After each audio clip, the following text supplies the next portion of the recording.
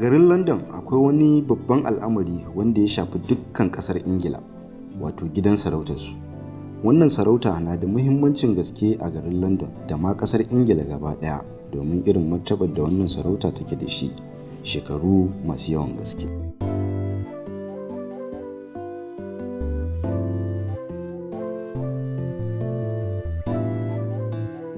Queen Elizabeth ta biyu ita ce sarauniya da ke kan gadon mulki a yanzu. Ta zamo sarauniya tun a shekara ta 1952. Haka kuma ta zamo sarauniya ta farko da ta fi kowa daɗewa akan karagar mulki. Ta zamanto sarauniya mai son al'ummarta, hakan yasa take da farin jinin gaske domin jama'arta suna nuna mata soyayya ta gaske.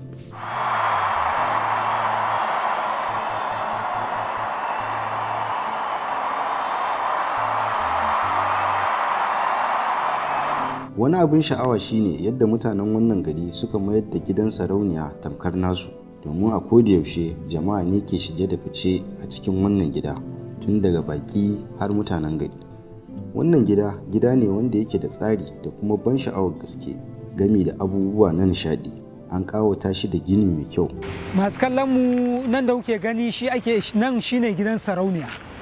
Sarauniya ta Ingila, yau gani a cikin gidanta na zo domin kawo muku duka yadda abubuwa suke tafiya. Nan da kuke gani sarauniya, ana shigowa wannan gida na sarauniya domin yawon bude ido, akwai kuma abubuwan tarihi da yawa a cikinsa. Wannan dai da kuke gani waje ne da akwai abubuwa da dama, kamar can wajen ga wani hotuna na wasu sojoji da daga ganin su wani abu ne mai tarihi, ko sun yi wasu yaƙe-yaƙe a tsawon shekaru. Aka bi gunkinsa aka sa su, yanzu 'yan yawon buɗe ido suke zuwa domin su. To kuma ba mu bar ku a baya ba, mun zo domin mu ɗaukan muku su, mu kuma nuna muku irin yadda suka yi abinsu da har ake zuwa ake tunawa da su, ake ɗauka a matsayin tarihi. Gunkinan wasu mazajen jiya ne na nan ƙasar Ingila, wanda suka sadaukar da rayuwarsu a wajen yaƙin duniya na biyu, wanda duk suka mutu a nan domin yi wa ƙasarsu hidima da bautawa ƙasarsu, har suka sadaukar da rayuwarsu suka mutu a yaƙin duniya na biyu.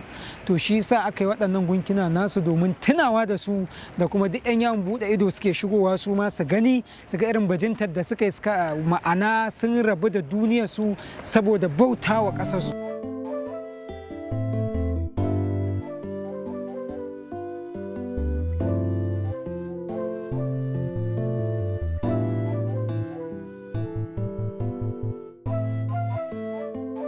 A koyaushe jama'a na tsaye a bakin kofa domin ganin yadda wannan gida yake mai tarihi, har takan kai wasu ka gansu a zazzaune suna jiran ganin abin da idanuwansu ba su gani ba. Yawancin baƙi a garin London ba su da buri da ya wuce zuwa wannan gida da zumma ganin sarauniya ko makamancin haka.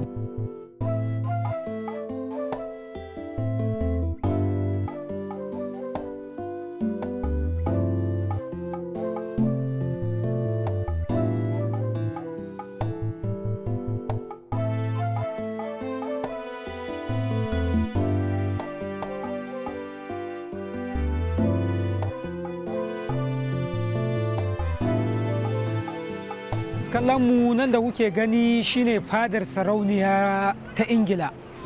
Nan ga jama'a nan sun zo sun yi dafifi, suna so duk suna kallo, wasu suna ɗaukar hotuna domin su je su nuna cewa ga shi sun kawo ziyara har fadar sarauniyar Ingila. Nan da kuke gani waje ne da yake da ɗimbin tarihi, da kuma yawancin 'yan shigowa domin buɗe ido suke zuwa su gani, su ɗau hotuna da sauransu su koma gida su ɗorar cewa sun zo. Kuma ba mu bar ku a baya ba, mun zo domin mu gane muku yadda wannan fada ta sarauniyar Ingila take, mu kawo muku ita a akwatunan talabijin ɗinku domin ku kalla. Da fatan kuna nishaɗantuwa da yadda muke ta kai kawo domin kawo muku wannan abubuwa masu amfani. Kun dai ga yadda jama'a suke daban-daban, ga su suna kallon wajen, kowa cikin farin ciki. Masu hoto duk suna ɗauka, ana ta yi. Kun dai gani jama'a ne daban-daban, da 'yan gari da baƙi, kowa yana shigowa domin ya gane wa idansa wannan waje, ya kuma ba da wani abu na abin da zai iya koma ya ce ya gani da ya zo.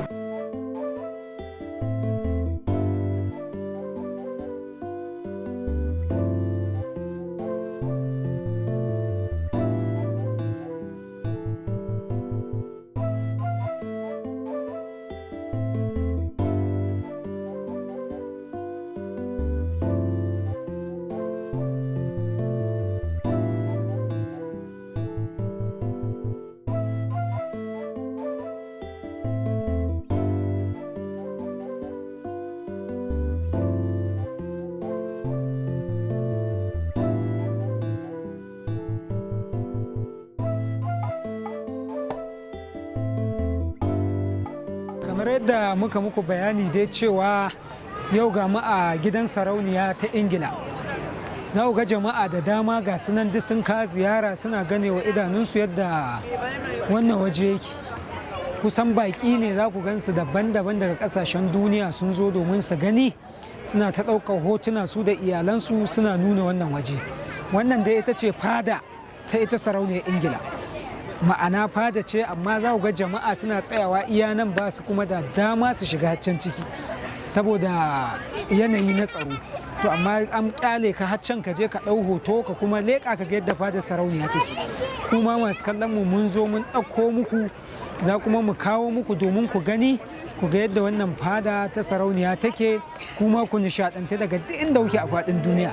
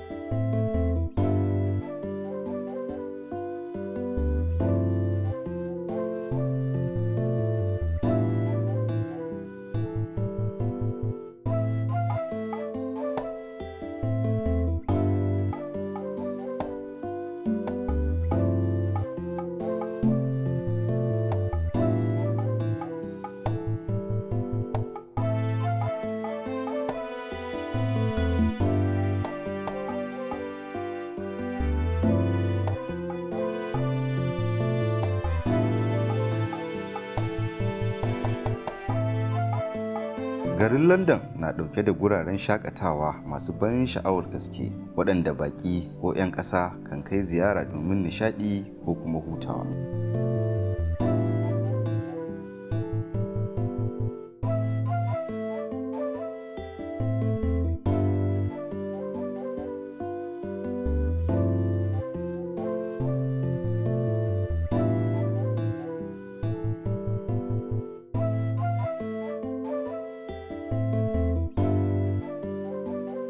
Wasu kan ziyarci irin waɗannan gurare domin samun tarihinsu da yadda tsarinsu yake. An ƙawata irin waɗannan gurare da abubuwan mamaki waɗanda za su ƙayatar da mahalarta wannan wuri.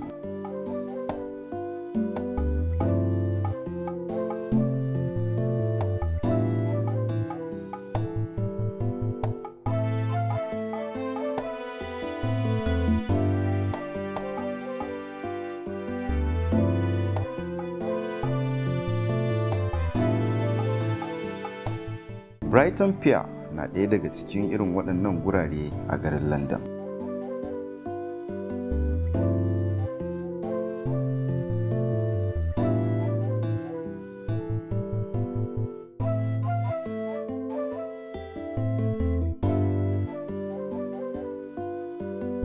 Wuri ne da yake ɗauke da guraren cin abinci da kuma nishaɗi.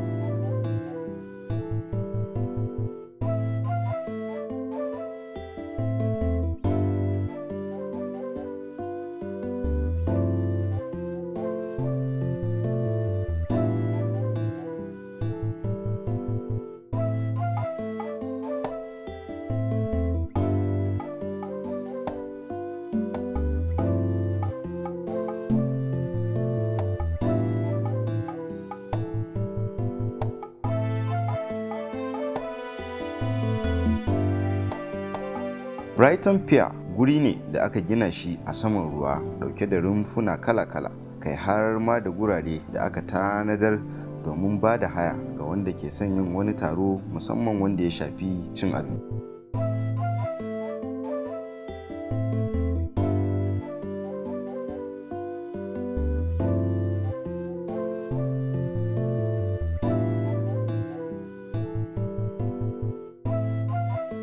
Masu kallon mu da sauraron mu, yau ga mu a wani waje da ake kira Brighton. Kamar da ga wannan waje, shi ma waje ne da ake kawo ziyara in an zo wannan ƙasa. Mutane haka daga kowace nahiya ta duniya sukan so su zo nan, duk da waje ne da yake wajen London, ba a cikin gari yake ba, yana da ɗan tazara wajen tafiya. To shi ma waje ne da ake zuwa a ka ziyara domin ga ruwa can iya ganinka, babu ƙarshen inda ruwan yake. Mutane sukan zo bakin ruwa, duk da yanzu ana yanayi na sanyi, su ɗan kawo ziyara, su shiga ruwa, su ɗan yi nishaɗi da sauransu. To kuma ban bar ku a baya ba, mun zo har Brighton domin mu kawo muku yadda abubuwa suke kasancewa a wannan ƙasa, ku gane wa idonku, ku ga yadda ake ta mu'amaloli a Brighton. To alhamdulillahi, da fata ku nishaɗantu. Kun ga can waje ne da za a iya zuwa a shiga. In an shiga cikin Brighton ɗin, akwai abubuwa daban-daban, har da wajen wasan yara, kamar irin mutanen da suke zuwa da 'ya'yansu za su shiga ciki su ɗora su a lilika da sauransu, su nishaɗi baki ɗaya. To da fatan wannan waje zai ƙayatar da ku, domin za mu zaga yanzu domin kawo muku yadda yanayin wajen yake baki ɗaya. Sannan za mu samu ɗaya daga cikin mutanen wannan ƙasa ko kuma mazauna wannan gari, su ba mu tarihin asalin wannan waje na Brighton. Da fatan kuna ci gaba da nishaɗantuwa da wannan abubuwa da muke kawo muku. A sha kallo lafiya. An buɗe wannan wuri ne a shekara ta 1899 akan kuɗi fan 27,000, aka kuma ba shi suna Palace Pier, inda daga bisani aka canza masa suna zuwa Brighton Pier a shekara ta 2000.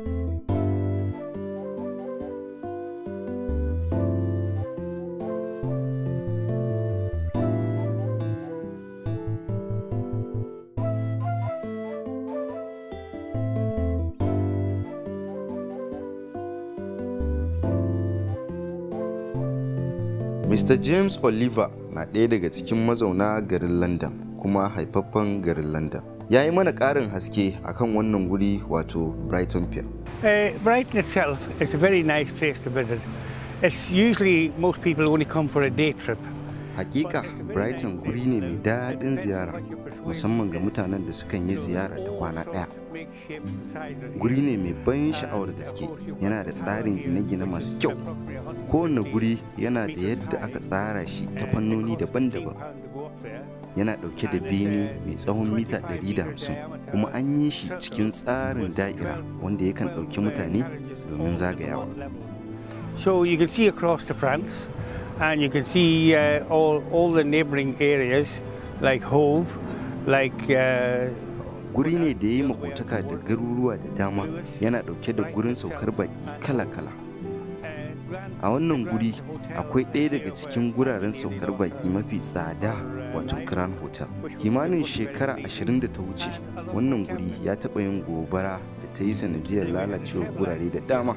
Har ila yau guri ne da yara ke matukar son zuwa saboda yawan guraren wasanni da kuma ciye-ciye. Haka kuma yana da gurin wanka ga ma'abota son wasan ruwa. Guri ne da yake da matukar tsaro saboda kare lafiyar jama'a. Jama'a da dama sun yi ƙaura daga cikin London zuwa Brighton saboda guri ne mai daɗin rayuwa. Gaba ɗaya tafiyar awa ɗaya ce daga cikin London zuwa nan. Gaskiya guri ne da ya kamata duk mai son yawon bude ido ya ziyarce shi. So if you have a day out, it's absolutely beautiful to go and visit. A shekara ta 2003 ne cikin watan Fabrairu, wannan wuri ya samu lalacewa a sakamakon gobara wacce ta tashi ta kuma lalata wasu sassa na cikin wannan wuri. sai dai daga bisani wani kamfani da ke dauke da alhakin kula da lafiyar gurin ya biya tarar fan 37,000 wadda aka yi amfani da ita domin gyara dukkan abin da ya lalace.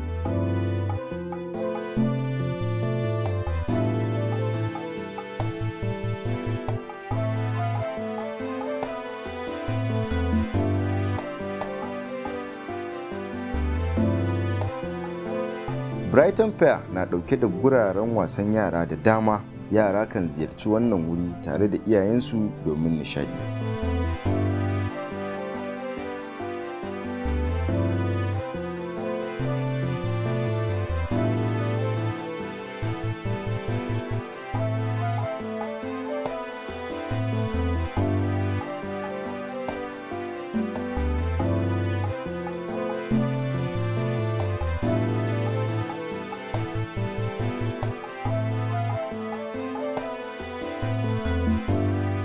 Wasu kan yi wasan kama kifi tare da shiga ruwa, kai har ma wasu kan yi yawo akan wannan ruwa wanda ba a ganin ƙarshensa.